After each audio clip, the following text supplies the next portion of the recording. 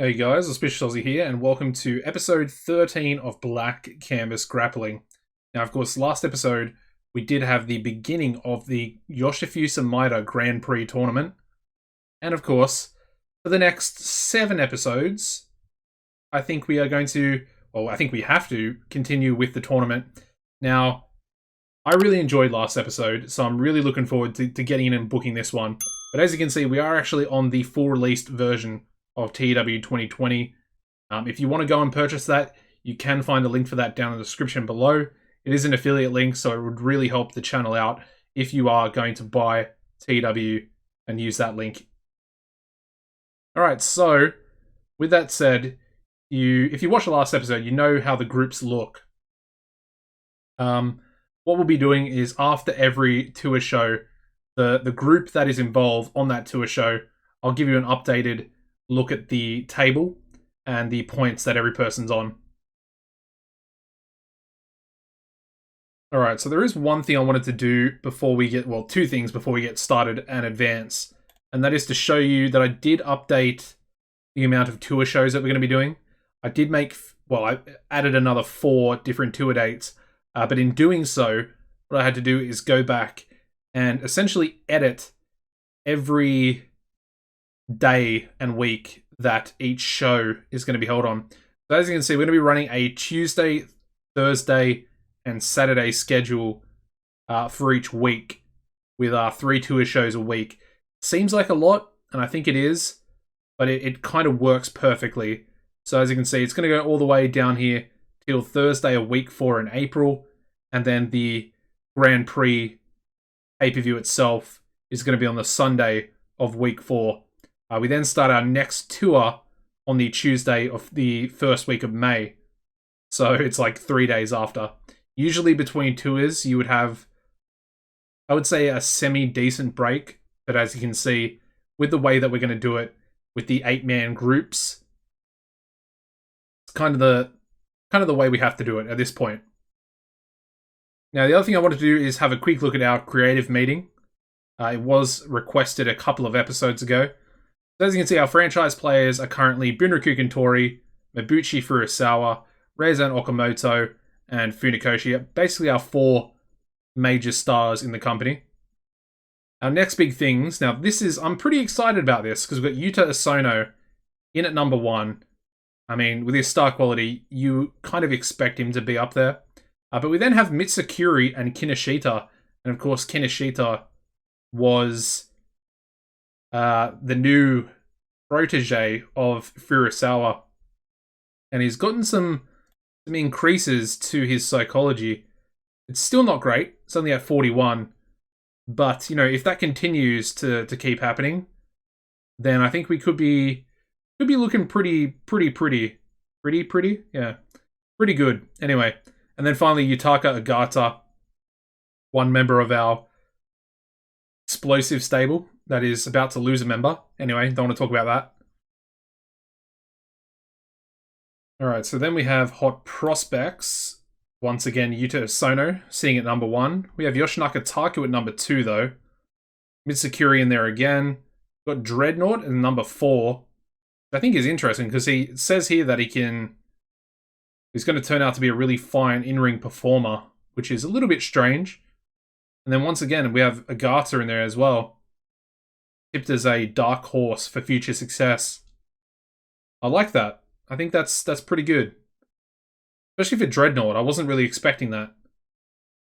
Alright, we then have Talk the Talk. Once again, Yuta Isono. This time coming in at number 3 for Talk the Talk. Sitting above Furusawa and Okamoto. This is kind of making me think that we should probably push him, like, now. Anyway, obviously, my playable character, Yoshifusa Maeda, the owner of BCG, at number 1. We kind of know that. That's why I'm using him to introduce the members of each group at the start of these tour shows. We then have Suki, and as I said, Furusawa, Okamoto. Up next, we've got Showstoppers with Suki at number 1, Okamoto 2, Tori at 3, Furusawa at 4, and then Funikoshi. Ring Generals, we've got Furusawa Urugataya sitting at number 2. We then have Suki Funikoshi, and surprisingly, Big Bruiser Finley in at number 5. Who's hot? Not too important, but we got the American Cobras in there, which is kind of understandable with their Tag Mania win. And of course, involvement in the Grand Prix as well. Who's not? Rockimon Masashita, of course, with that injury. He really hasn't done anything. And then finally, we got the Hidden Gems. Hiryu Kato in there. Hiryu would be a perfect pickup for Black Canvas Grappling. And in fact, I actually had him in my 2016 personal save that I did. Unfortunately, he's not over in Kansai and is currently working for Saisho. We could sign him if we wanted to, though. We could sign him. Shogun Watoga, Winston Watoga, Kenta. Wasn't he Sir Winston Watoga before on 2016? Yeah, Sir Winston Watoga. Yeah, I thought that was his name, but now it's called Shogun Watoga. He's pretty incredible, this guy. Very, very talented.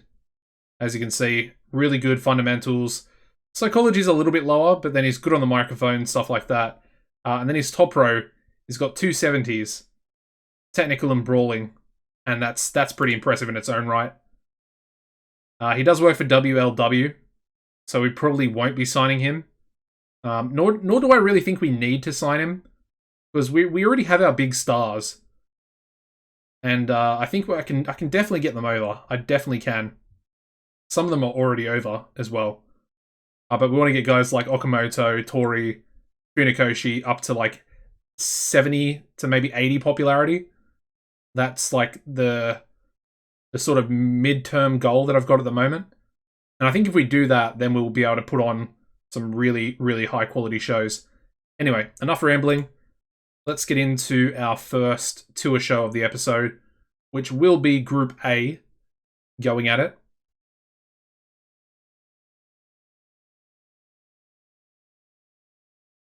And of course, one thing I do need to do is to remember who actually wrestled in our first tour show matches. Alright, so I've got my little notes here, and I know exactly what I did in that first episode of the tour, or the first show of the tour. So let's get into it. Just want to make sure that I don't accidentally repeat any of the matches I've already done, because that would look pretty bad and would kind of ruin the tour for me a little bit. Anyway, once again, we've got Mabuchi Furusawa, this time passing on tips on selling to Koyo Kinoshita, which again, it's going to help him so much. I'm really hoping that a lot of those young lions do pick up their... Okay, that's going to be a massive problem. Okay. We have absent workers tonight. We've got Marvel Malloy and Storm Spillane. And they're both working for Oli. And I'm assuming that's because of a stupid Confederation of the Territories thing. So what we're going to have to do is use them both on the next tour show. Well, obviously Storm would be used anyway, but Marvel is in Group A. And that's going to cause a massive problem. What I might have to do is offer them contracts that are exclusive handshake contracts, which I'm a little bit scared about doing, but I think we essentially have to do it. Otherwise, this type of stuff is just going to keep happening. I mean, it probably won't keep happening because I'm assuming that it's just a loan. Let's have a quick look. Let me reset this search, and we want to go to Marvel. And we'll have a look at him properly. Oh, so he's actually employed to Oli. Yeah, he's the Campeonatos de Trios Oli title holder. I guess alongside Storm and someone else. Yeah, so that's going to be a big problem because Oli, I think, are ahead of us in the company rankings.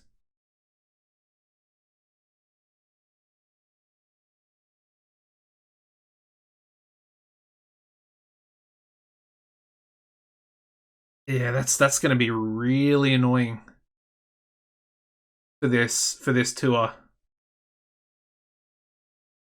I think we're going to have to try and get them onto proper deals, but I think in doing so, Oli will probably put an offer in themselves. Anyway, it's going to be interesting. So yeah, I guess we'll just have to use them on the next show. Okay, so the first match I want to do, I think, is Big Bruiser Finley. This is not going to be the main event, by the way. Big Bruiser Finley is going to be taking on Kamisaka. That's our first match. Could we? No, we can't. Okay, make that 20 minutes. Actually, should we make this lower? Let's go... No, let's go 20. 20. It deserves 20. Big Bruiser Finley picking up the win. As you'd expect. Kamisaka, it's not going to be his tournament. Let's just say that. He's probably not going to be making the semi-finals. Basically, I didn't really explain it too well in the last episode.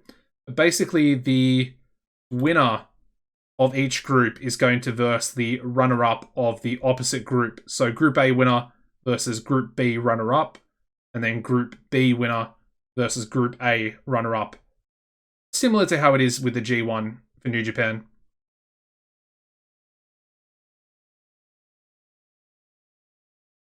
Alright, so that's perfect. Let's book another one. The next match is going to be Blast Akoma, and he's going to be taking on Yoshinaka Taku.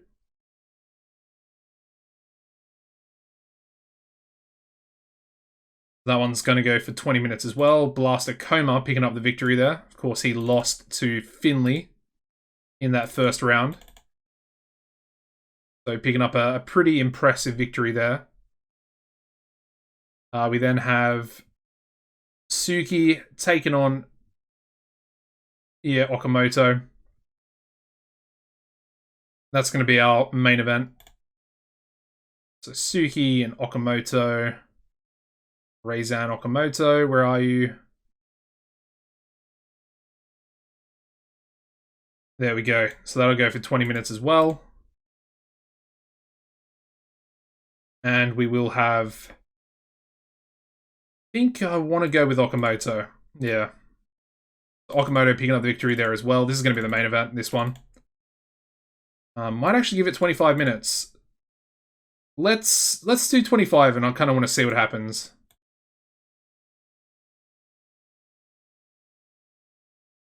Okay, so what I've realized is we're not going to be able to do this match because we need Marvel Malloy to take on one of these two, because he's already versed Funakoshi in this group on that first tour show.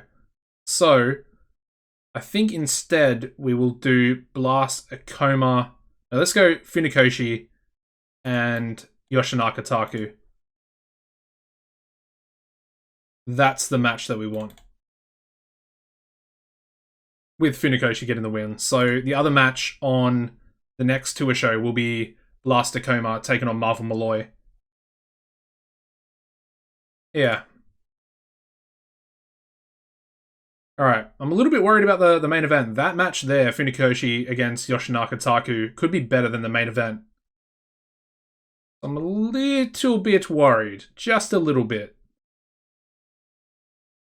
Anyway, so there are 3 matches, unfortunately, that we can only do on this show. So I guess we essentially need 2 more filler matches.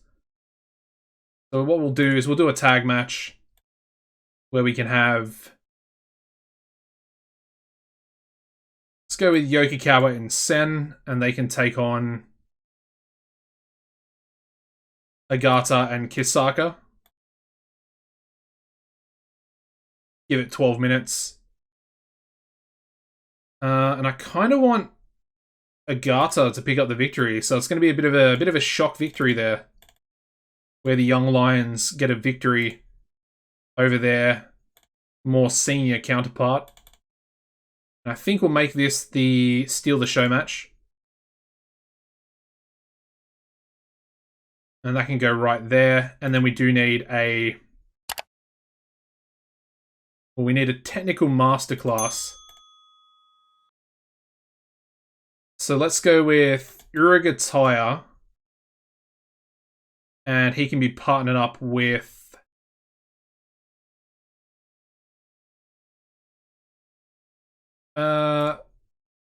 yeah, let's go with Ipitsutsai. Actually, let's go with Kiyotaka. Yeah, that works. And they can take on the team of Iki Hisaka and James Diaz, I think. It's kind of a weird match to be having, but either way, I think it's kind of just a filler match. That's all it is. We'll give the victory to Uragataya. Technical masterclass. There we go. I need to make it 15 minutes there as well. Perfect. And I think we need that match to go on first. So let's put those two matches, and then the big matches can come on the end, the actual Grand Prix matches. Alright, let's also do a 4-on-4 pre-show match.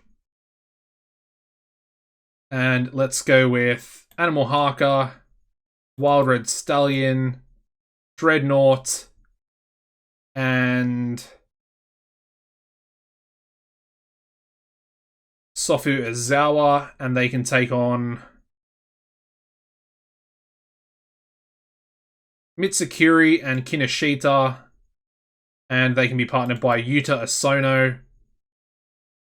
And finally, I mean, who else do we really have? Everybody else is kind of used.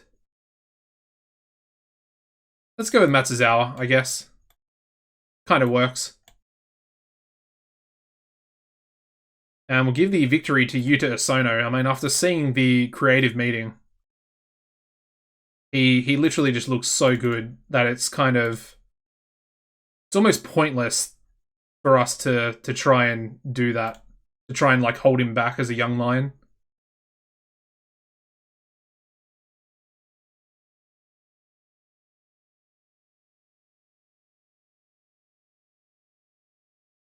Interesting. Okay.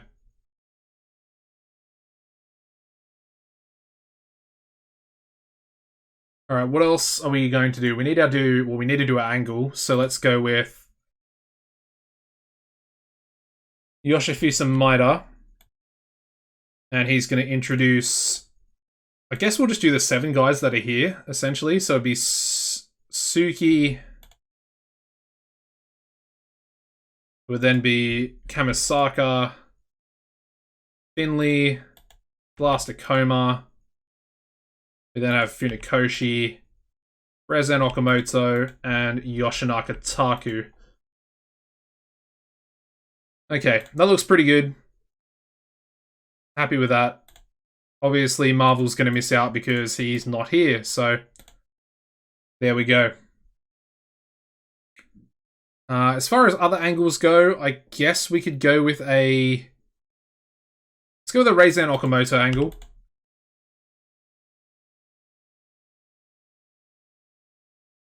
I can go before his match. And then finally, let's also go with a...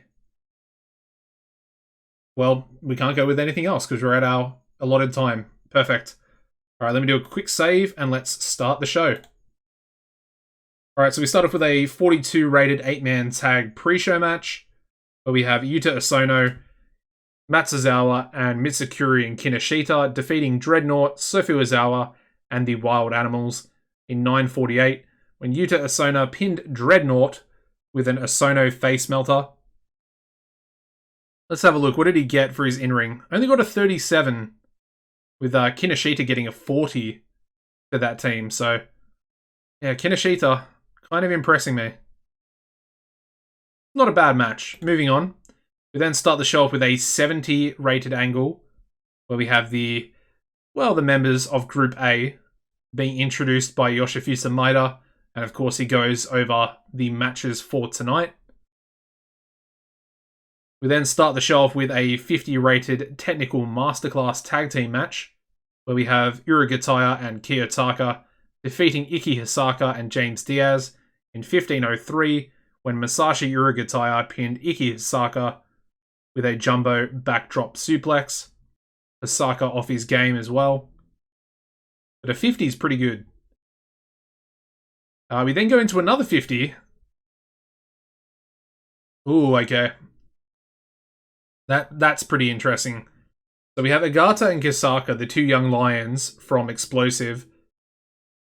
And they actually managed to defeat Yokikawa and Sen in 1151 when Yutaka Agata in Nobuharu Yokikawa with a double arm DDT. However, as you can see down here, the fans clearly did not like the fact that a young lion like Agata pinned Yokikawa. So, yeah, it's a little bit too soon for our young lions, perhaps. Obviously, they can be pinning other young lions, but an established member like Yokikawa, the fans they essentially don't want to see that. Which I find kind of interesting. Even sort of talented young lions, you would maybe kind of expect them to pick up a few wins here and there, but I guess it is Japan, and it does make sense, you know, the respect thing in paying your dues and stuff like that. Anyway, moving on to our first Grand Prix match.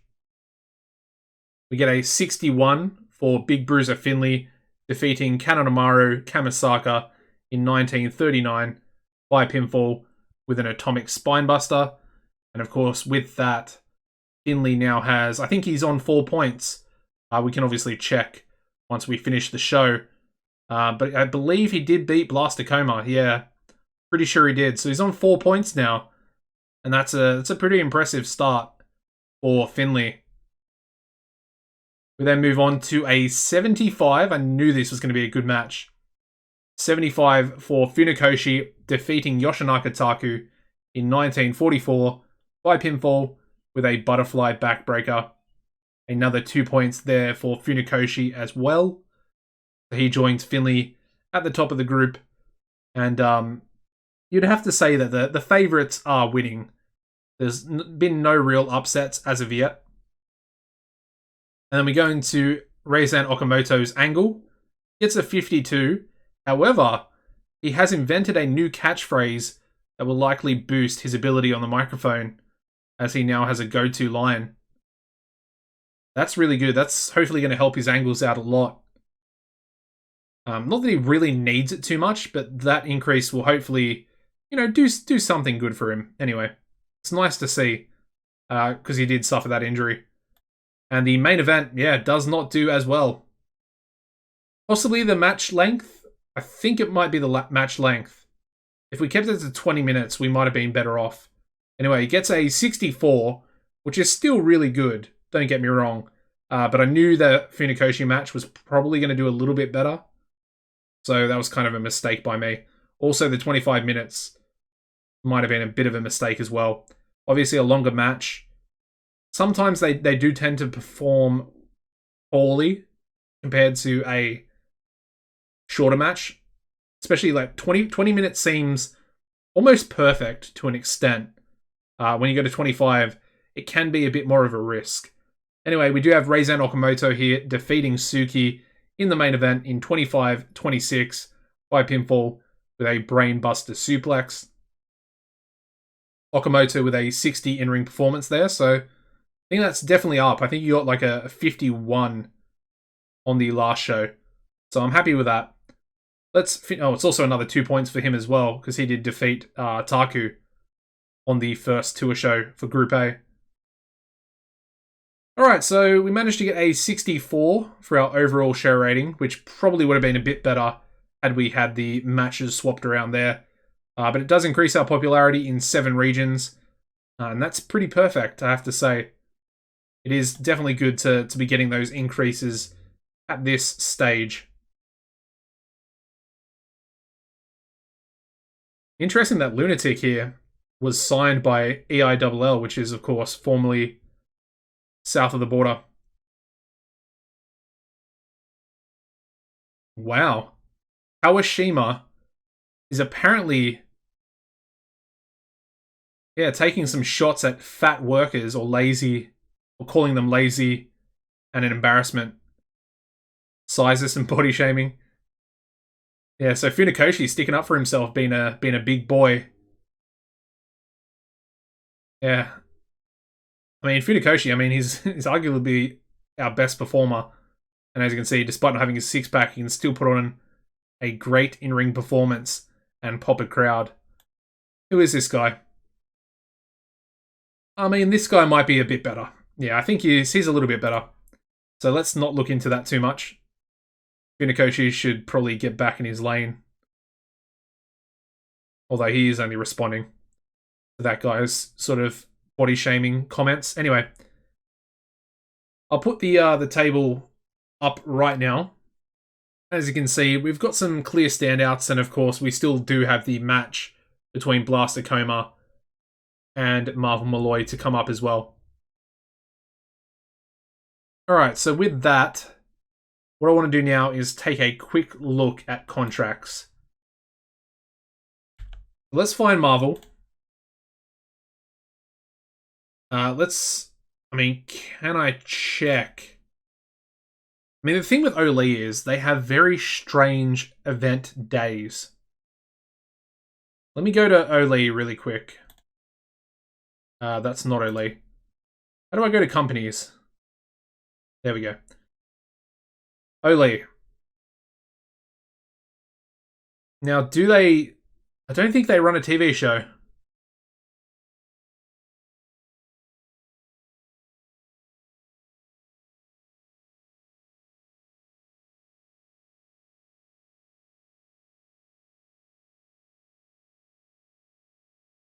Yeah, it doesn't look like they run a TV show.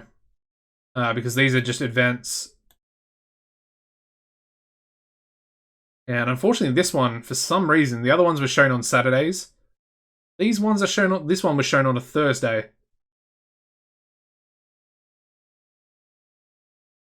Yeah. Anyway, it's not gonna come up again for a little bit until they have their next event. So maybe I shouldn't worry about it too much, because if we try and go to a, you know, exclusive handshake deal, we could run the risk of actually losing one or two of our best workers. They're definitely the most improved so far from the beginning of the series. Alright, so let's get into this next one. What we might have to do on this show is not have any filler matches, which is fine. Once again, we get Furusawa passing on tips on psychology to Kinoshita. Really good. He definitely needs it as well. Alrighty. Let's go another generic venue in Kansai. And let's add our matches. Alright, so obviously our first match for this show has to be Marvel Malloy and Blaster Coma. Obviously that is still a Group A match. Despite it, you know, appearing on this Group B show. And I think we're actually going to give Marvel Malloy the victory there. Picking up his first points in the tournament itself. And it's a pretty big victory coming over Blaster Coma, so fair play to Marvel. Up next, we're going to go with Goto and Bunrakuken Tori. Going to be a 10-minute match. Where is he? Goto, there we go.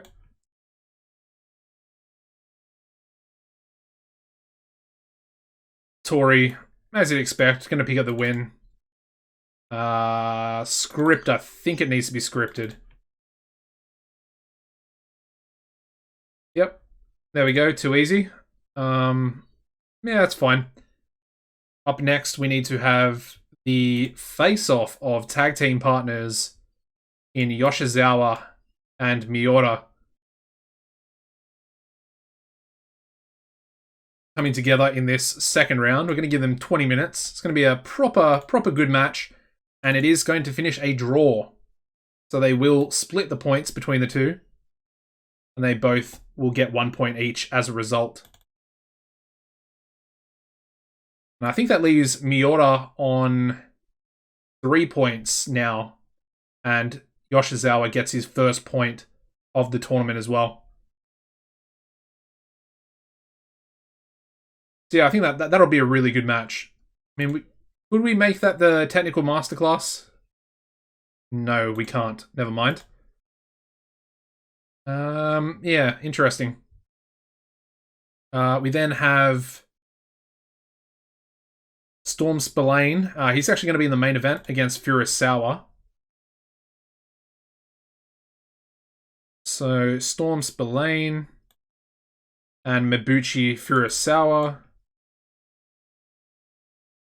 We'll keep it at 20 minutes. Furusawa picking up the win there as well. As you'd sort of expect. He is kind of the standout of Group B.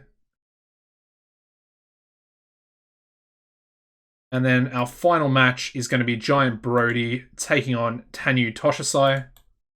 Which I think we might have done this match recently. I can't remember. Either way.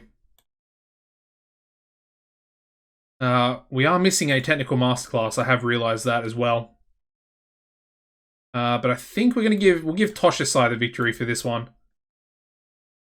Of course, he lost his first match against Furusawa on the first B Group Tour show.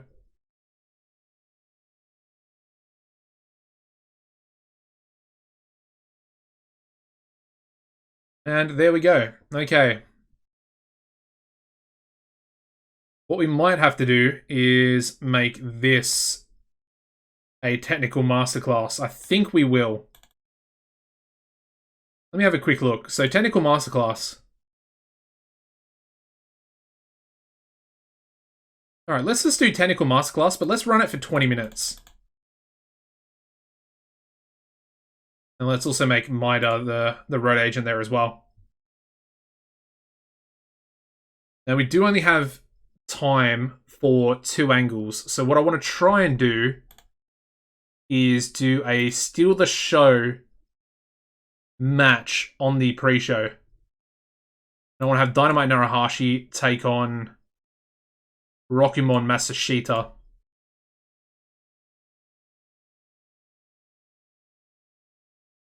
With Rockimon picking up the victory.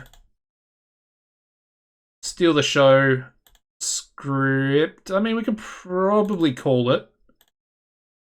And then Decisive as well. We'll make somebody else the road agent for this one. I guess we need to lower the time. 10 minutes. There we go. Perfect. All right. Let's add one more match. We'll do a trios 6-man tag. And once again, we'll go with Yokokawa and Sen, and they can take on Agata and Kisaka. And then we'll put Yuta Asono with Yokokawa and Sen. And then we can grab... Let's grab Nobuyuki Kubo. And he can be on the other team. And we'll give the victory to Yokokawa, just to give him back whatever he lost on the last show.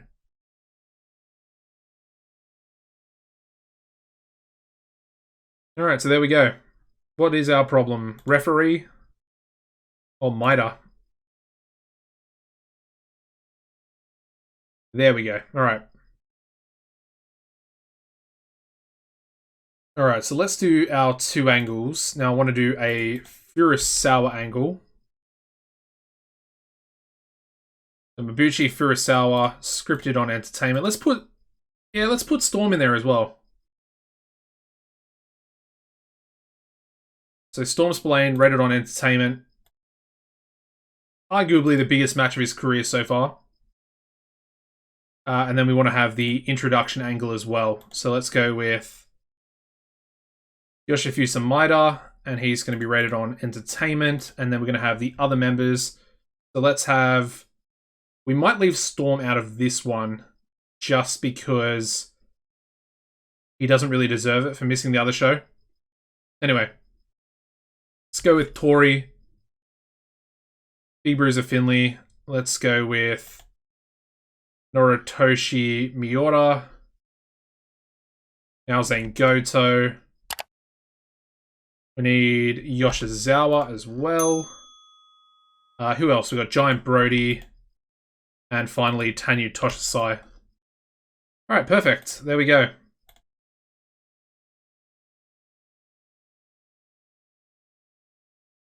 There we go. That one will start the show off, and we are ready to go. Let's give the game a quick save, and we'll start the show. That's a pretty good rating. We start off with a 55 for the pre-show match, where we have Rokumon Matsushita defeating Dynamite Narahashi in 9:35 by pinfall with a one-handed chokeslam. Pretty impressive. Moving into a 45, where we have Yuta Asono and Yokokawa and Sen defeating Nobuyuki Kubo and Agata and Kasaka in 12:05 when Yokokawa pinned Ginji Kasaka with a stump piledriver. Alright, so we once again get a 70 rated angle for Yoshifusa Maida's introduction to the Grand Prix Tour. And of course, announcing the matches on the card for tonight. So yeah, it's pretty consistent. Alright, moving on. So we start off with a 60 rated technical masterclass where we do have Marv Malloy picking up his first 2 points of the tournament, defeating Blaster Coma in 1951 by pinfall with a Marvel Breaker. And apparently these two have great chemistry together, so that's good to know for the future, I guess, but probably not going to come together too much in singles matches. Anyway, moving on to a 59. Wow. I really didn't expect that to rate so well. But we have Bunraku Kantori picking up another 2 points for his campaign, defeating Naozane Goto in 9:48 by pinfall with a spinning forearm smash. Up to 4 points now for Tori. We then go into a 61, where we have tag team champions taking on each other. Where we have Yoshizawa drawing with Noritoshi Miura in 20 minutes 9 seconds when the referee lost control and stopped the match. Basically, these two were just going at it 110%, absolutely smashing each other. They're essentially on the mat, just hitting each other with forearm shot after forearm shot. And the referee stops the match, basically says that there's not going to be a clear winner, so he's calling it a draw. And they get a point apiece. Once again, one half of a victory. And of course they are one half of our tag team champions. Well, they both are each. Anyway, 61's pretty good though. Happy with that. We then go into a 63 where we have Tanyu Toshisai defeating Giant Brody in 20 minutes and 1 second by submission. So Toshisai getting his first points of the campaign after losing to group favourite Furusawa. We then go into a 61 rated angle where we have Furusawa and Storm Spillane. And basically before the match gets started, they talk to each other a little bit. Obviously, Storm doesn't know much Japanese, if at all, but he says that he respects Furusawa. The two then shake hands, and the match does commence. Whoa. Is that our best match ever? I think that might be our best match ever. We get an 80 for this main event. 80 rated match. Where we have Mabuchi Furusawa defeating Storm Spillane in 20 minutes and 8 seconds by submission with a Furusawa armbar. A 77 in-ring performance from Furusawa there. And that's pretty impressive. And that is, I think, our highest ever match rating. Crazy stuff. And of course, Furusawa now topping the group as well. Alongside Tori with 4 points. Alright, so we end the show. We get a 73 rated show for Grand Prix Tour Day number 4. And I have to say, Group B, little bit outperforming Group A at the moment. A little bit with this show, I think. I did kind of mess up the Group A show by not having Funakoshi in the main event. But at the same time, they only got a 75. They were not going to beat this main event. Anyway, increases our popularity in all 7 regions yet again, which is perfect. And here is an updated look at Group B. So, as you can see, current leaders being Bunraku Kantori and Mabuchi Furusawa both on 4 points. But we've got the emergence of Noritoshi Miura, who is on 3 points as well, which is kind of, you might say it's a little bit unexpected. And of course, we also have Toshasai onto a winning, a bit of momentum, I guess, would probably be the best way to say it, getting himself 2 points despite losing on that first tour show. Anyway, that is going to wrap up the episode, guys. I hope you have enjoyed. I want to have a quick look at the size of the company. We are at 54 popularity in Kansai, which we were already at. And then we're up to 25, though, in Chubo, which means these other 3 regions here in the yellow, the 24s, they're going to be going up to 25 probably from the next show. So I'm happy with that. That's cool. And we're only 10 points away with our Chubu to getting to medium size. Still 5 points away for Kansai. And the required 59 popularity that we will need. Either way, I think things are going really, really well. The Grand Prix Tour, it's just so beneficial to getting really high match ratings. Obviously, normal Japanese booking, you book multi-man matches until your pay-per-views, essentially. That's usually how it goes in Japan. But the Grand Prix Tour, it's all singles matches, and like I said last episode, it contains our best wrestlers that we have in the company. One thing I do want to do, let's have a quick look at some popularity as well. So Tori's still at a 57, which I thought he was. Furusawa still at a 58. That's kind of frustrating. From his last match, you would expect him to go up a little bit at least. I mean, he is essentially up. So he's up from 55, but I think he was already at 58 from the last episode. Like I said, a little bit frustrating. Let's check out Storm Spillane. He's at 47, which is, well, it's obviously way up. Let's also actually advance one day, because we can find out how much money we made for the month of March, as we are literally one day away from the beginning of a new month.